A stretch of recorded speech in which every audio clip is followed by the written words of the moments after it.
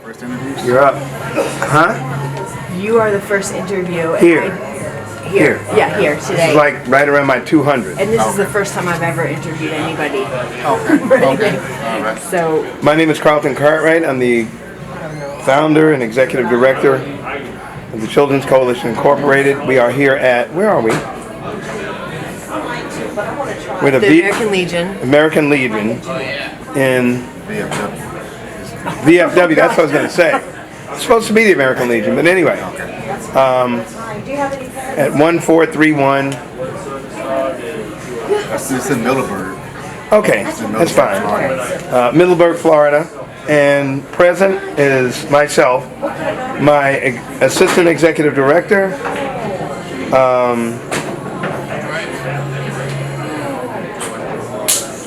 Harper Callens, Lenny, and sir, what is your name? Barbee.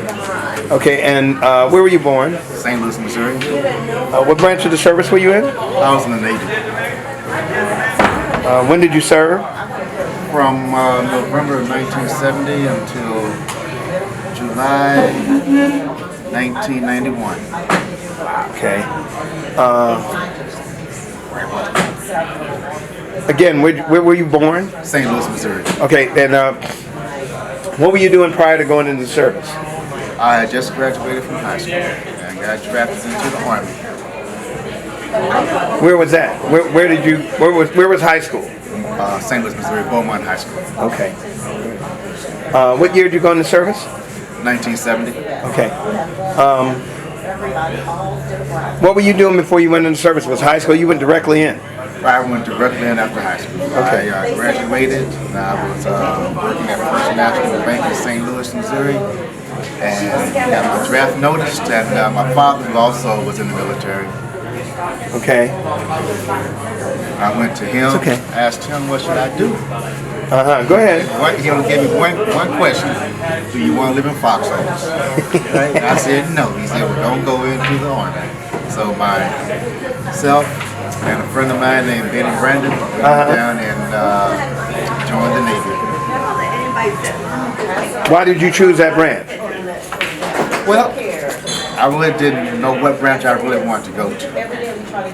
My father recommended me not to go into the Army if I didn't want to live in foxholes. That's the only reason I went into the Navy. Right. Okay. That was the only reason I went into the Navy. I never thought of myself going into the military.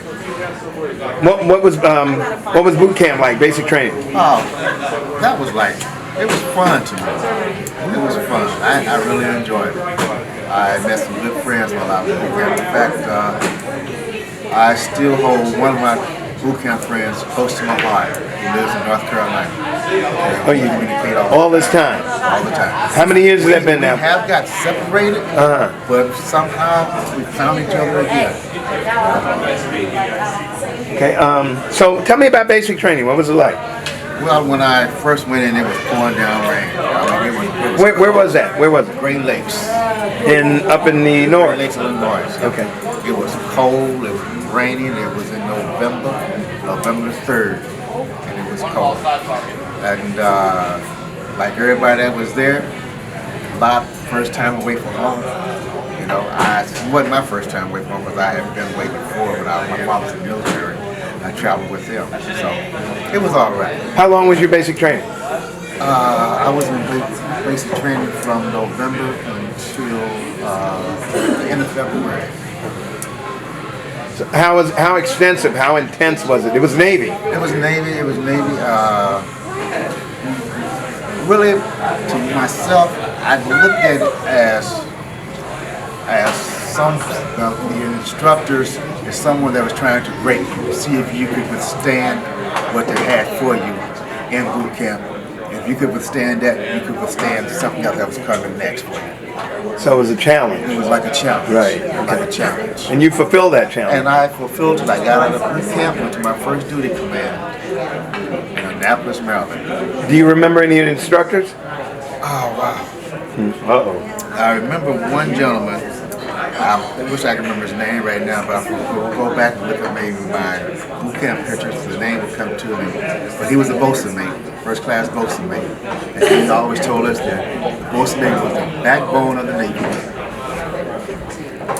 Okay. And, he seemed like he wanted to be hard, but he wasn't hard. You know, a lot of them look at this is what he had to do for his job. So he was loud. He was a small fella, you know. So it was a great experience. We had a few people that were in boot camp with us that did not make it through boot camp, which I said earlier that their first time away from home, and they really did miss home and wanted to go back home. And Navy was not the place for them, from what I can see. We had one gentleman who cried every night, and finally they had to let him go because he did want to go back home so badly. Did you experience any war experiences? No, I did not go to war. I was more of support. I was in supply.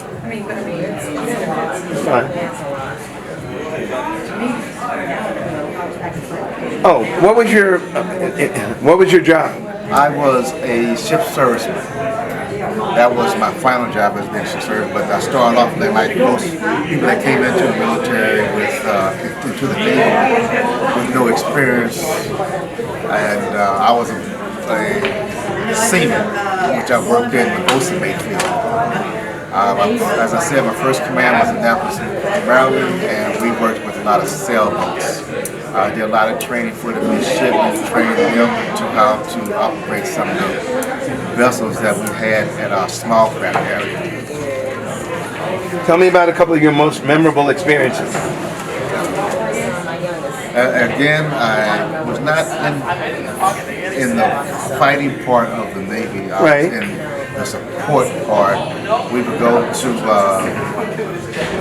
different locations. We would go to the Philippines, and we would replenish a lot of ships that were in the Philippines or out at sea. We put up alongside them and replenish them with the supplies they may need. Most memorable? Wow. I can't really say that there was anything really memorable because, again, I was not on the fighting side of it. I was a support. We supported the people that did go out and fight. We had Marines on board our vessels at times, and they were the ones that we would transport to where they needed to go so they could go out and fight for us. I was a support. Okay.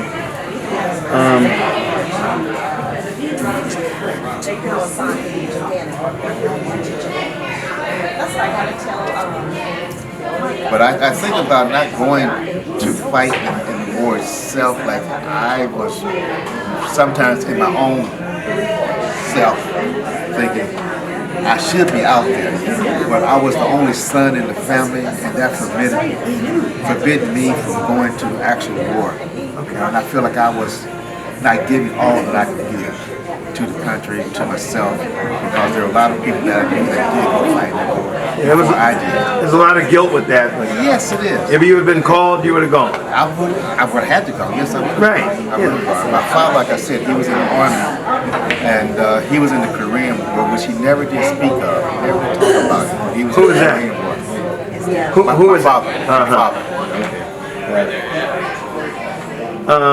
Did you get any medals or citations? Just the basic ones, you know. I didn't get anything that was extraordinary. No. Okay. Good conduct medals, things like this. Right. Did you interact with any higher ranks?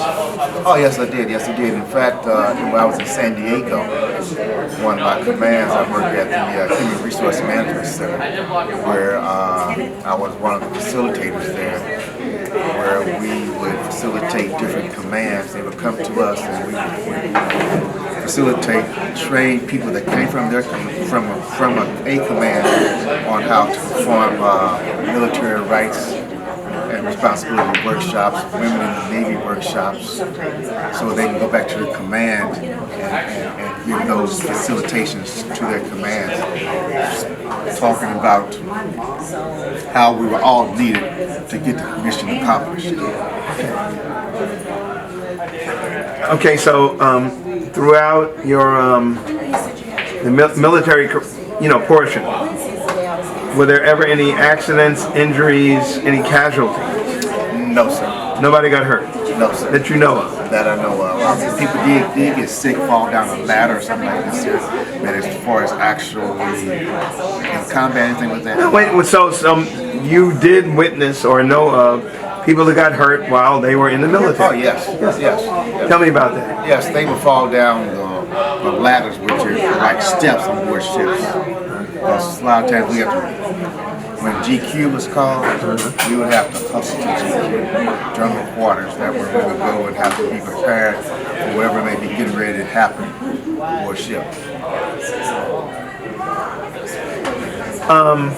While you were in the service, how did you manage to stay in touch with your family? A lot of letters, and we would go to,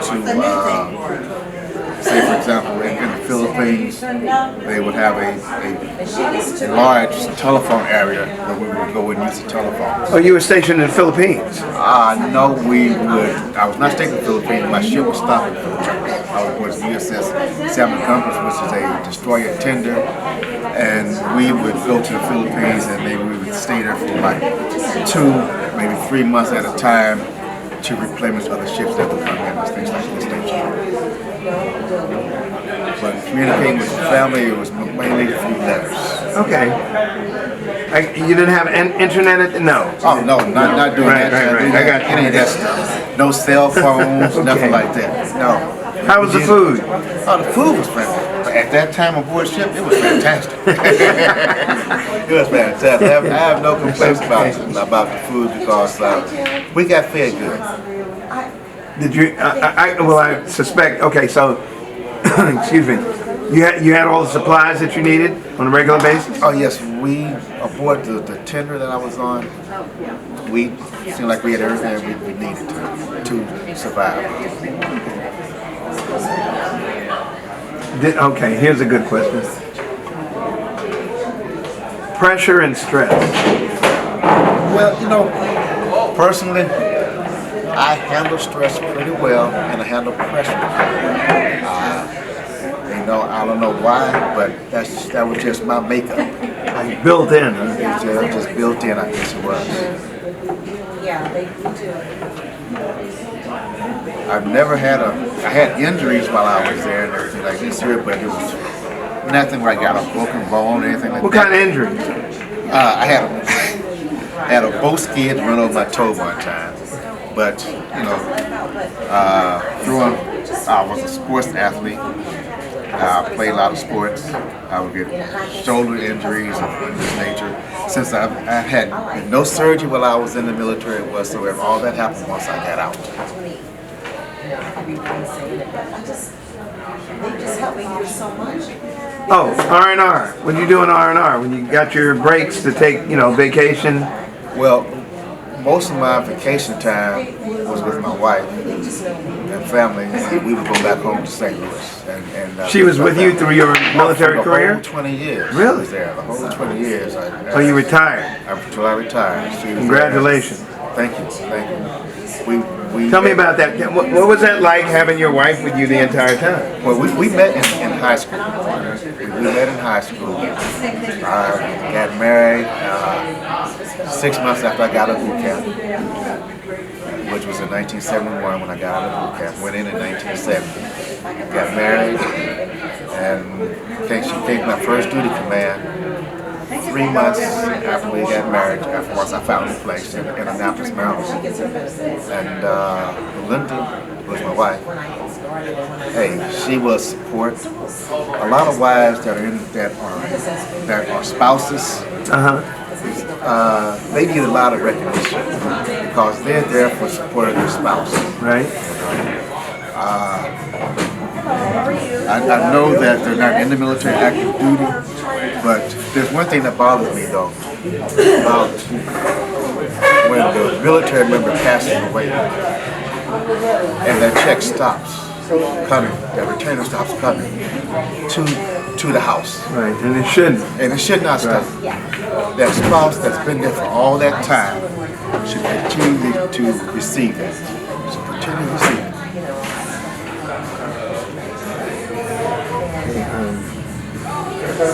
Oh, did you take advantage of your GI Bill?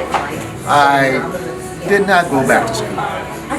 I did go back when I was in the military. I did go back for about 3 months, but I just couldn't hack it at the time.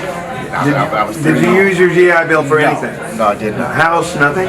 I'm sorry, I did use it to buy. There you go. I did buy 2 homes with it. I did do Oh, that.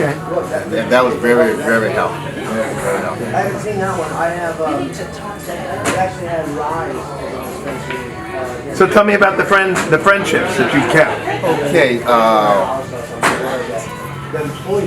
very, very dear to me. I have 2 friends that I still communicate with that I was stationed with. And one of my best friends, James Lewis, we call him Slim. He passed away. And that hurt me a lot when he passed. Because, I met him in boot camp also. 2 fellas that I met in boot camp, Dennis Mile and James Lewis. Dennis Mile, we still communicate. Slim, I miss that fella so much. And my other Why? Why? because we grew together. We grew up together, and we kept our communication going. Our Camaraderie. Camaraderie. It was so tight. So tight. A lot of fellas that were stationed with me, I think about them quite a bit. I don't see them, I don't talk with them, but I always reminisce and think about the times that we spent together. You know, they were like brothers to me. We would do anything for one another, and if you need anything from them, Now I want 2 instances, maybe 5, okay. that you went through with these guys that drew you all close together. Oh wow. It was just being there for one another. If one, Now I need some specific. What instances, what events happened that I can see that you clearly remember? That you went through with these guys when you all came out of it, you knew that you all were friends for life. I really can't think of one incident because, as I said before, we had no problem because we were there to support one another. One time we might have had a problem or something, and they would talk to us and bring us back down. Hey, this is not the way it should be. Let's get it right. You know, they were there for our support. We supported one another. When Slim and his wife got married, they didn't want to get married at first. My wife and I were there. We kind of like coached them along. And when we have problems, they were there to help coach us through our problems that we may have. You know? Alan is another friend of mine named Terrence Allen, who lives here in Jacksonville. He was scheduled to come today, but he wasn't able to make it. I met him in my first duty command, and when he needs things, I'm there for him. Right, this is right now. Now, He okay. needs things. All these years. All these years. You know, and we're, And I would we're imagine like, he's there for you. We're like brothers. Really, that's one thing that military does for us, is make us brothers. You know, make us brothers. That's good enough. And a septic, yeah. And a septic toilet. That's Well, I'm speaking of brothers now, but I met some females in the military also. There's one young lady that we still communicate with. She lives in South Carolina. Her name is Sherelle Welch. And we met her in Kingsbury, Georgia, when she was a young lady. Not married, no children. And now she's got 2 children. She's been married. And she's retired. She retired from the Navy. And she's employed now with in South Carolina at one of the rigs there. I think that's what she's employed with. What happened? No, she's employed with, I believe it's a rig that she's employed with. In jail. Jail. In the military? In the military. Well, she's a civilian now. She's a civilian now. But we still communicate with her. Yeah. If she needs our support, we would give it to her. I'm very sure we've been saying. In fact, my wife and I became godparents to her daughter. Oh, okay. Nice. We might not did everything that we were supposed to do as godparents, but we were godparents. Okay. Yeah. Now that you brought, well, I mean, it's a combination actually.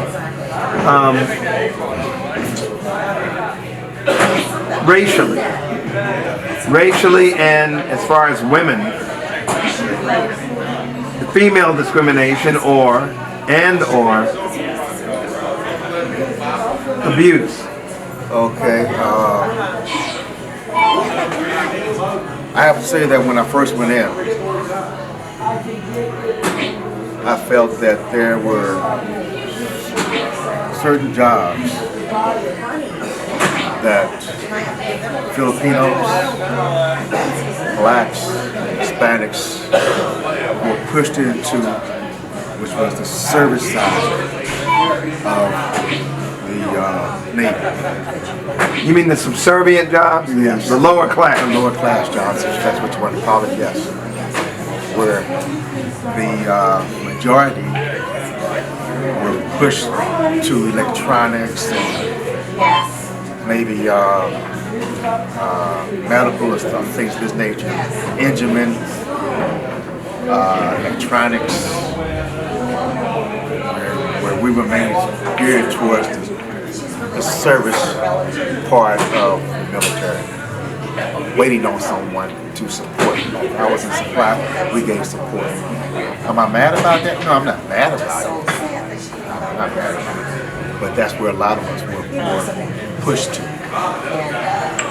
Okay, so even more specifically. Yeah, maybe another time. Yeah.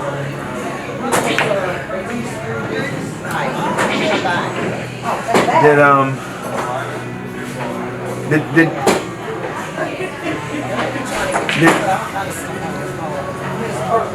women being discriminated against and or maybe even plus racial discrimination? It's a large question. Yeah. For the females, as I stated earlier, that I was part of the Human Resource Management Center in San Diego, where we did give facilitations on women in the Navy. We gave workshops on women in the Navy to let our comrades know that they were here to serve, just like the male counterpart was here to serve. And that they brought a lot of things into the military, like every racial group brought into the Hispanics, the blacks, the Filipinos, the Indians. We all brought something into the organization that the Navy benefited from. So we all got differences. We all have differences. And we can capitalize off those differences by using them. Not alienating and pushing them to the back just because of what's on the outside of it. Discrimination, that might be an only aspect of discrimination, really, as far as the job goes, where you're placed in certain jobs. Females, they weren't wanted in the military when it first opened up for them in the Navy. As we used to do our training, as far as name calling goes, there are different name callings, like cattails and all sorts of derogatory terms that they were called. And the women did put up with a whole lot, I think, when they first came in, because a lot of the male counterpart did not feel they should have belonged there. That this is not for a woman, it's just for a man only. You can't go fighting on the war, but it has been proven differently nowadays. A woman can go fight in war just like a man can. So they were kind of like strapped, could only do clerical jobs at the time. No leadership. No, well, there were leadership because of the San Montgomery, which I was stationed aboard. We were one of the first ships with females on board, and the first females on board ships were officers. Officers were the first one to come on board, I guess, to try to lay the groundwork for the enlisted to come on board.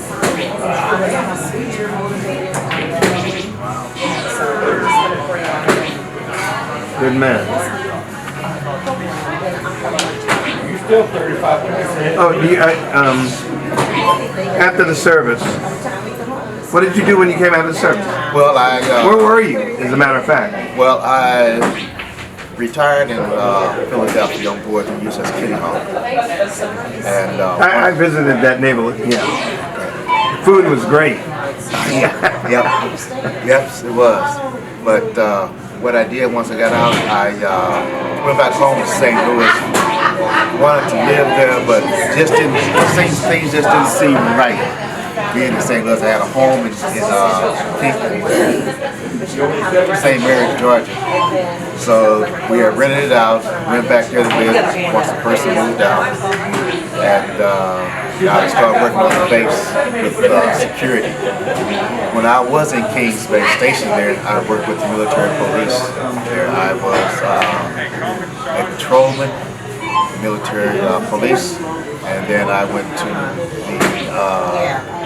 detective side where I worked as a detective for the military in civilian clothing, but I was still in the military active duty. So I went back there and started working at Kings Bay with the security on the base. I worked there from 1992 until 2000 people was, and I moved to Jacksonville, and because I was transporting back and forth to Kings Bay, which was about an hour each way, so about 2 hours a day I was on the highway, you know. So I started working here in St. Mary, Fleming Island, at the Walmart at Fleming Island. Okay. Oh, do you belong to any veterans organization? No veteran organizations to belong to. Except for the one that I'm putting in front of you? Just the one that's in front of me right now. Yeah, we need you. All right, now, any reunions? I've had no military reunions that I've attended, none. All right, and last two burning questions. Okay. How did the military experience affect your life? Well, it affected me. Where, like I said before, my father was in the military, and I traveled with him. And by my going into the military, I just got continued to travel, which I love. I love doing that because I met a lot of different nationalities. To see how other people live. And some of it wasn't too pretty. So when you come back to the States and you think about the States, you say to yourself, wow, this is the best place to live. It's right here. It's right here. Because there's so much hardship that you visualize going across that water. And coming back here to the States, it's like coming to heaven. So, my experience afterwards in the military, it was, I missed it. I missed the camaraderie that I had with all the people that I come across with in the military. That's what I missed most about it. Okay, last question. Is there anything that you'd like to add that we have not covered in this interview?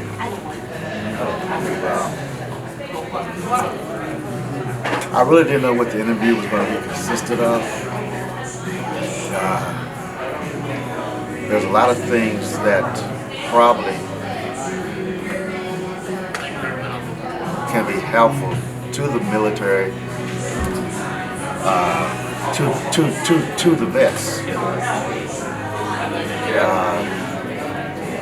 My main keys I spoke about before was the spouse not being taken care of, other than the medical part, once the military member is deceased. That's my biggest thing about it. Something could be done about that, where the spouse continue to receive that the military benefit. Military benefits as far as pay goes. That'd be grateful to that spouse. A lot of spouses have to give up their jobs in order to transfer along with the military member, their career had to be put on the back burner. Yes, they did stop and raise the kids, which is also done in the civilian world. A lot of they keep their jobs, but for a military spouse, their jobs would have to change consistently. It's something not have the opportunity to retire and to obtain another check once they retire.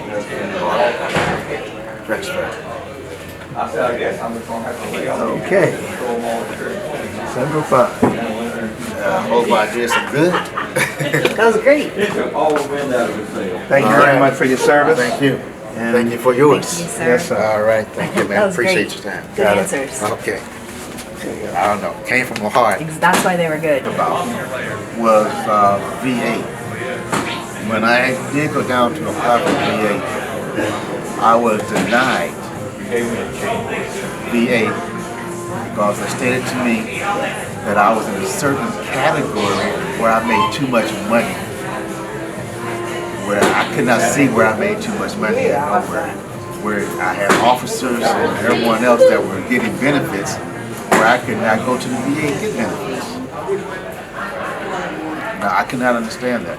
And I still don't have benefits from the VA where I can go to. I have no VA card or anything like this. You don't have a VA card? No, I don't have Why a not? VA card. I went to the VA and they told me that I made too much money. Okay, no more doubling out again. I was placed in a certain category. I can't remember what category that was. You're supposed to automatically receive those benefits. Yes. Where's this VA at? It's downtown Jacksonville. Downtown Jacksonville. Okay, anything else that you need to have addressed? Just that right now, that I can think of right now. No, that's critical. I'm trying to put my papers up with you so I can hold those up in front of you and exactly see the write-up that they gave me. We'll be back. I have a connection with the benefits in Palm Beach County, but Palm Beach County being what it is, there should be a connection to the state, actually, which covers the entire state. Okay. You follow? All right. I want to thank you for your time. Is that good? It's good. Thank you.